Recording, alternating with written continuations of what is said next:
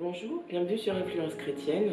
Aujourd'hui, je vais vous faire mon témoignage. Déjà, parce qu'il m'a été demandé, je pense que ça peut être une bonne chose aussi de communiquer en fait ce par quoi nous sommes passés. Et donc, je vais vous expliquer comment je suis venue à Christ.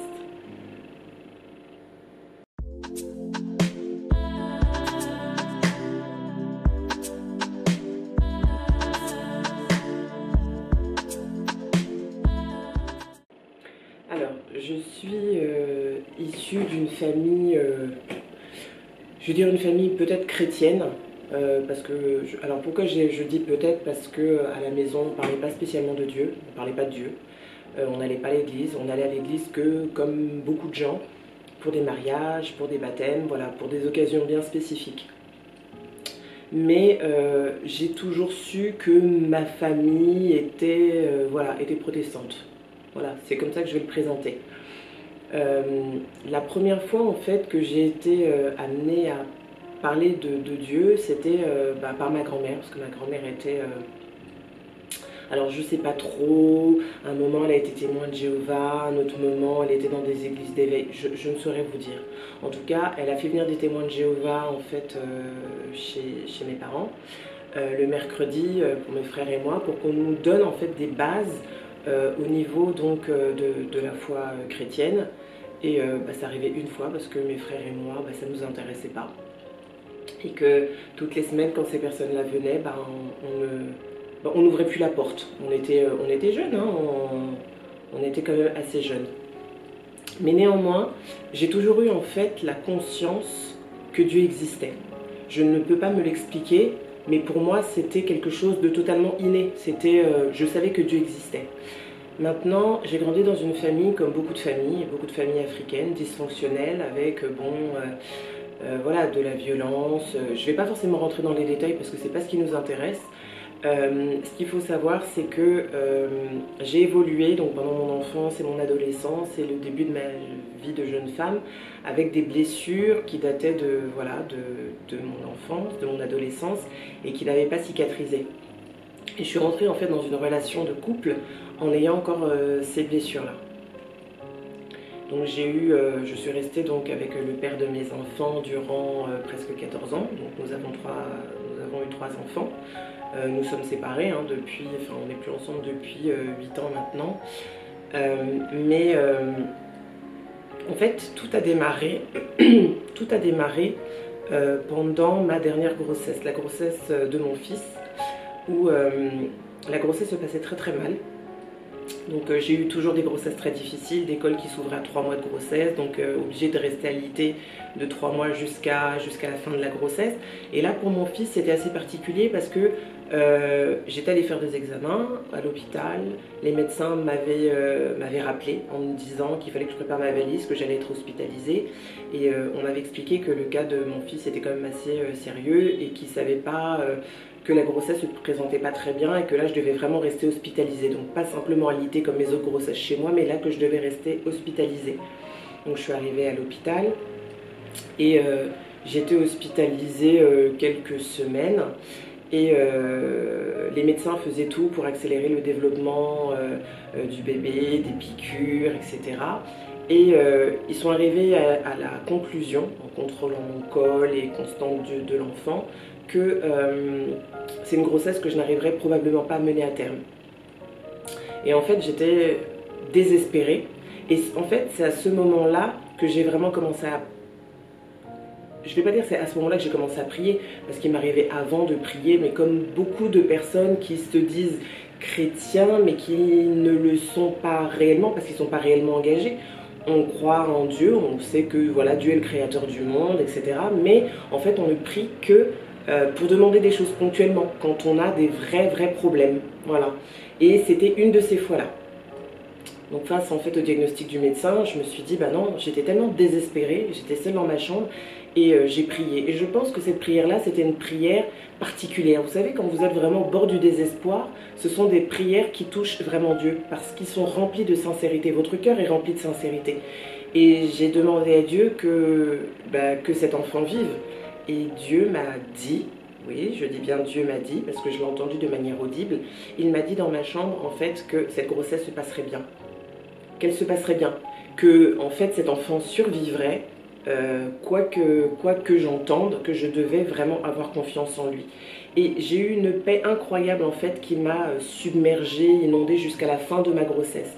Malgré les médecins qui me disaient, qui venaient toujours me voir dans ma chambre en me disant, en tout cas en essayant de me faire prendre conscience que j'allais peut-être perdre cet enfant, qu'il fallait vraiment que je m'y prépare, mais j'étais d'une sérénité qu'ils ne comprenaient pas. Et je pense qu'on devait vraiment me prendre pour une cinglée. Parce que moi je leur disais non, tout ira bien. Et je le disais mais avec un calme. Et effectivement, il y a eu quelques petites difficultés, mais Dieu n'a pas menti, parce que Dieu ne ment pas. Et mon fils aujourd'hui va vraiment très bien. Et ça aurait pu être en fait le déclenchement en fait de ma marche avec Dieu. Ça aurait pu. Mais ce n'est pas comme ça que les choses se sont passées. 15 mois plus tard, le père de mes enfants et moi nous sommes séparés. Et c'est à ce moment-là en fait qu'a été vraiment le vrai point de départ de ma marche avec Dieu. Parce que j'étais dans le désespoir total. Que la première fois, j'avais été exaucée, c'est vrai, mais voilà, je l'avais remercié. Mais une fois que l'enfant était là dans mes bras, je dirais pas que j'ai oublié, mais on met un petit peu ça de côté. En revanche, quand le père de mes enfants m'a quitté, me laissant avec les trois enfants, ça a été différent. Parce que quand je me suis mise en fait avec le père de mes enfants, je me suis mise avec lui dans de mauvaises conditions. Je ne dis pas de mauvaises raisons, mais de mauvaises conditions. Pourquoi? Parce que quand j'ai quitté le domicile familial pour m'installer avec lui, parce qu'on était déjà ensemble, mais pour m'installer avec lui, j'ai reporté en fait tout le manque d'amour que j'avais, toute la frustration, etc. sur lui, en pensant que c'est lui en fait qui me rendrait heureuse, et donc je le mettais injustement dans une position de responsable de mon bonheur. Et ces blessures-là que j'avais, et qui n'avaient pas guéri, qui n'avaient pas cicatrisé, parce que je ne m'y étais pas réellement intéressée, ont eu raison en fait de mon couple. Après, il y a eu d'autres éléments.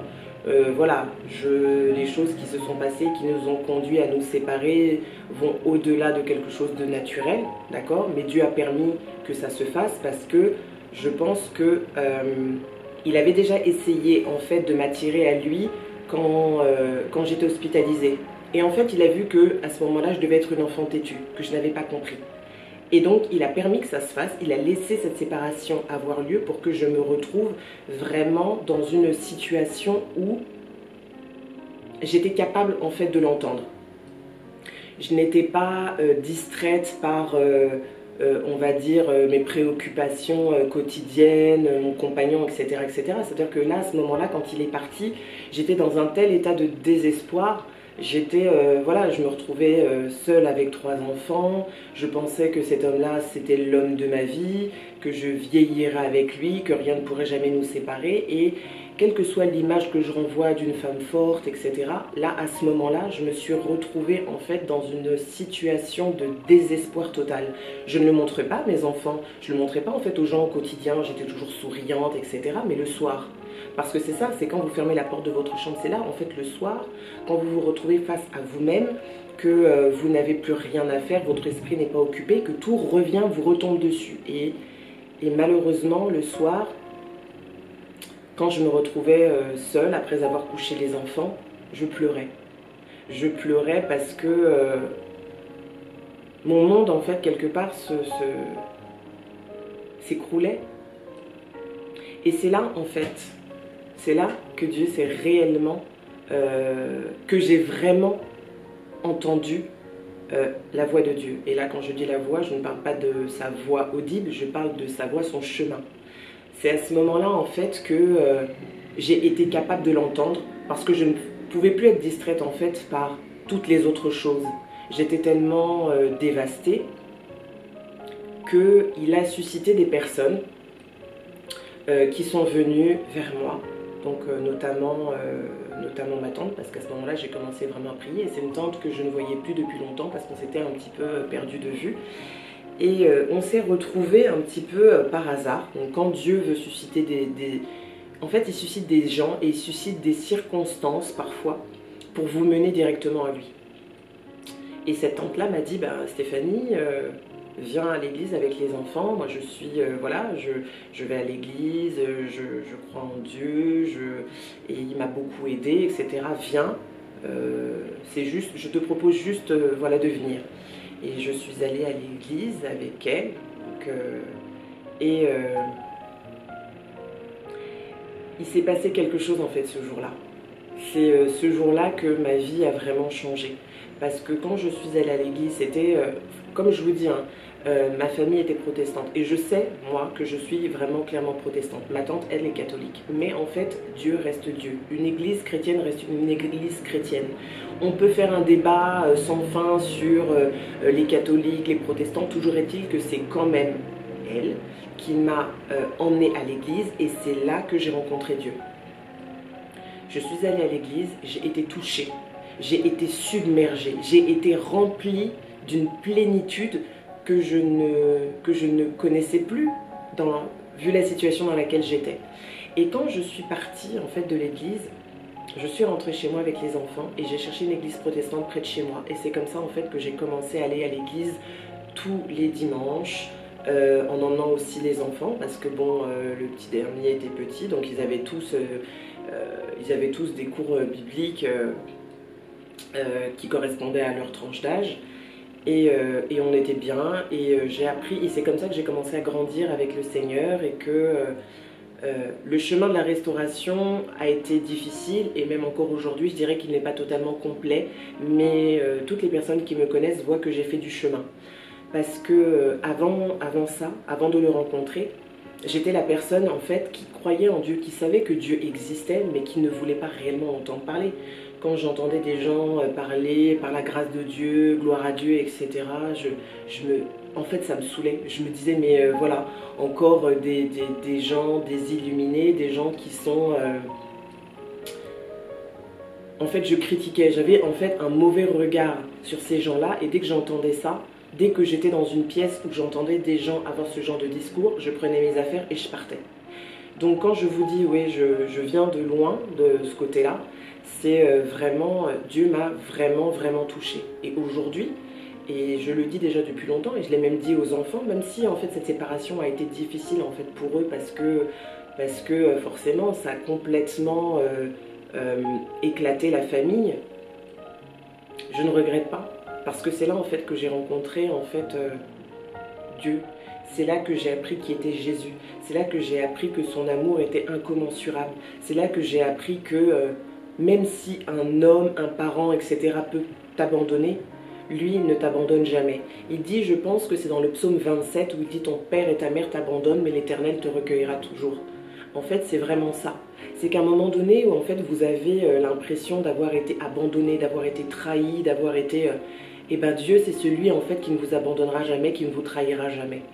Mais il y a une chose en fait que j'ai comprise avec le Seigneur, c'est que ce n'est pas dans les hommes, quand je parle d'hommes, je parle d'être humain, je ne parle pas d'homme masculin, donc être humain, c'est pas en fait dans les êtres humains que vous devez bâtir votre confiance et bâtir en fait votre assurance, c'est en lui seul. Pourquoi? Parce qu'un homme, un être humain, donc, pourra toujours vous trahir, pourra toujours vous abandonner, pourra toujours vous décevoir. Mais le seul qui ne fera jamais ça, qui ne vous abandonnera jamais, qui ne vous décevra jamais, c'est le Seigneur.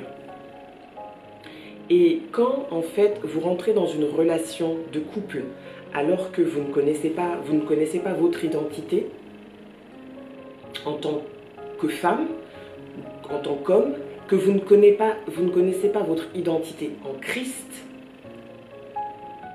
vous avez de très grandes chances en fait de rencontrer de très très grandes difficultés. De très très grandes difficultés. Pourquoi? Parce que pour que ça fonctionne, il faut que vous soyez accompli en tant que personne avant d'être accompli en tant que femme dans un couple. Si vous si jamais vous n'allez pas bien et que vos blessures en fait du passé, de l'enfance, de l'adolescence ne sont pas guéries, ne sont pas cicatrisées, si Christ ne vient pas vous restaurer de ce côté-là avant, ce sera un combat en fait dans votre vie de tous les jours, ce sera un combat dans votre vie de couple parce que des choses anodines se passeront Et ça vous renverra à d'anciennes blessures et vous aurez des réactions, des comportements en fait qui ne sont pas des comportements que Dieu attend de vous en tant qu'enfant de Dieu. Tout ceci me fait penser en fait dans la Bible à l'histoire de Jésus et la femme samaritaine. Quand on ne connaît pas son identité, quand en fait on cherche des choses pour aller mieux, pour nous faire grandir, qui sont en dehors de Dieu, en fait on éprouve toujours une soif. La Samaritaine en fait est venue puiser de l'eau. Et Jésus en fait a compris qu'elle n'en était pas à son premier mari mais à son 5e. Et qu'elle aurait beau collectionner en fait les maris, donc là pour notre vie à nous, on aura beau collectionner en fait les relations, et quand bien même on irait vers un seul homme, c'est pas lui en fait qui pourra étancher notre soif et nous apporter ce dont nous avons besoin, parce que notre salut, notre vie, notre besoin ne se trouve pas dans une autre personne, elle se trouve en Jésus seul. Et en fait, il est très important en fait de comprendre qu'en tant qu'enfant de Dieu, c'est vers Dieu, vers Jésus-Christ que nous devons en fait nous tourner. Quand vous avez des blessures du passé qui ne sont pas guéries, que vous n'êtes pas restauré, vous êtes un peu bancal. Vous avancez dans la vie, mais au moindre problème qui vous renvoie en fait à cette blessure, vous pouvez péter un câble. Vous pouvez rétrograder. Pourquoi? Parce qu'en fait, vous ne connaissez pas votre réelle identité. Beaucoup me diront, ah bah si vous avez un certain âge et que forcément vous vous connaissez. C'est faux. Beaucoup peut-être d'entre vous se connaissent, mais je vous assure que dans le monde dans lequel on vit, beaucoup ne se connaissent pas parce que très peu prennent le temps de se retrouver seuls avec eux-mêmes et seuls avec Dieu.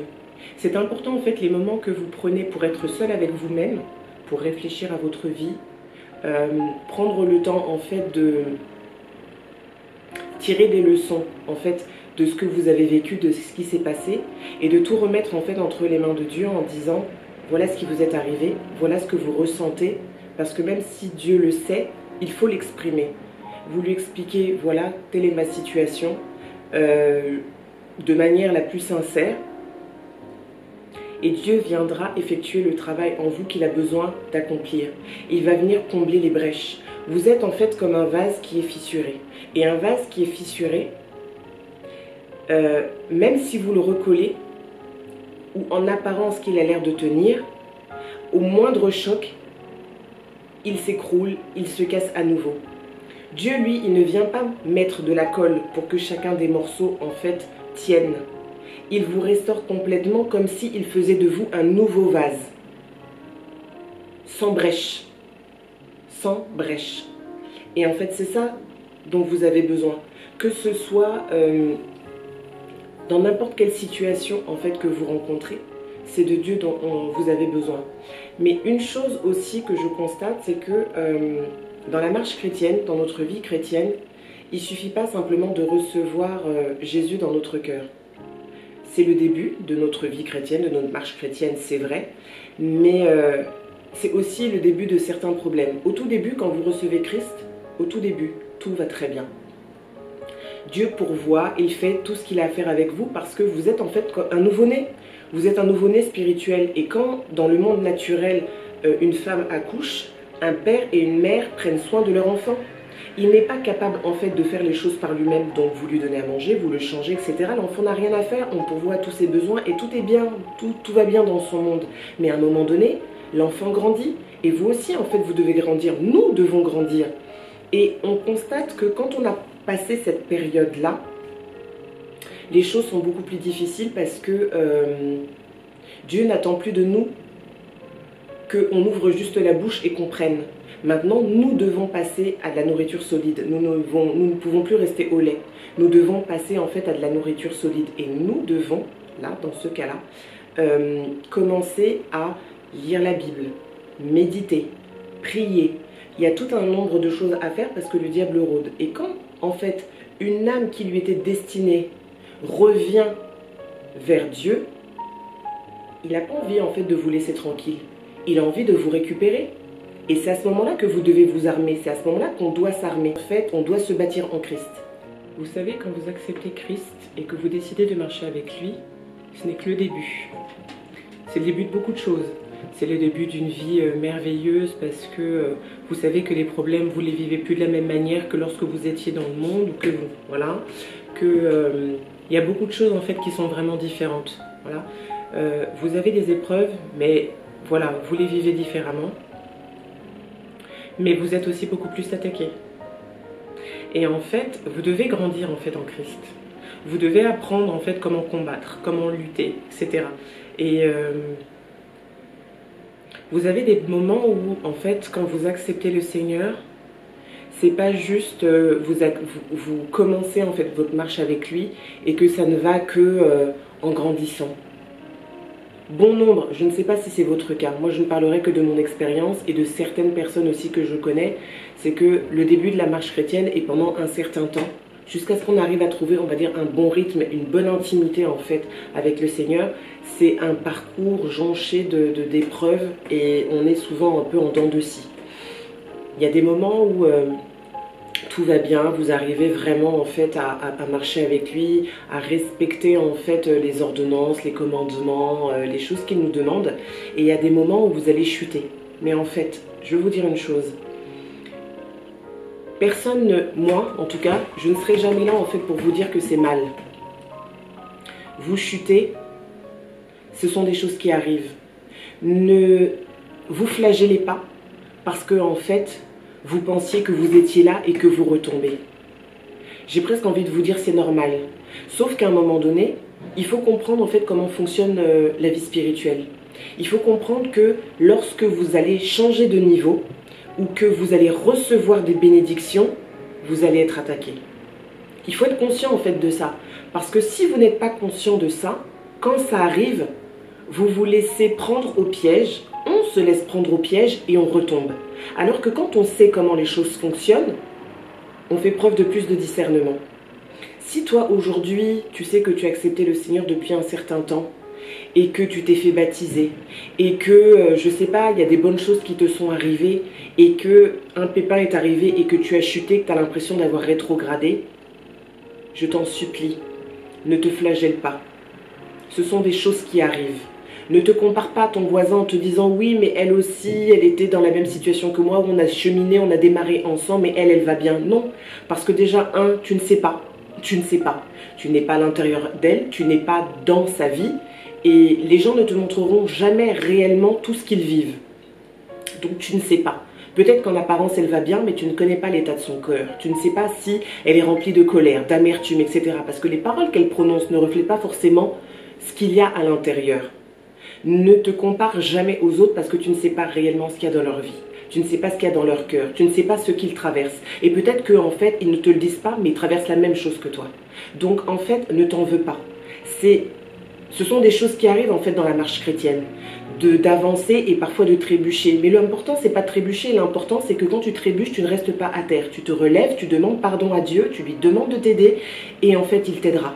Et chaque jour, c'est une victoire parce que chaque jour, tu essayes d'aller un petit peu plus en avant, de continuer de bâtir une intimité en fait avec Dieu qui te fortifiera et qui fera qu'à un moment donné, quand tu regarderas en arrière, tu diras « Ah mais ouais, mais il y a un an, je me rappelle, de manière très régulière, je n'arrivais pas, je retombais souvent dans ce péché, mais aujourd'hui, c'est un péché qui est fini.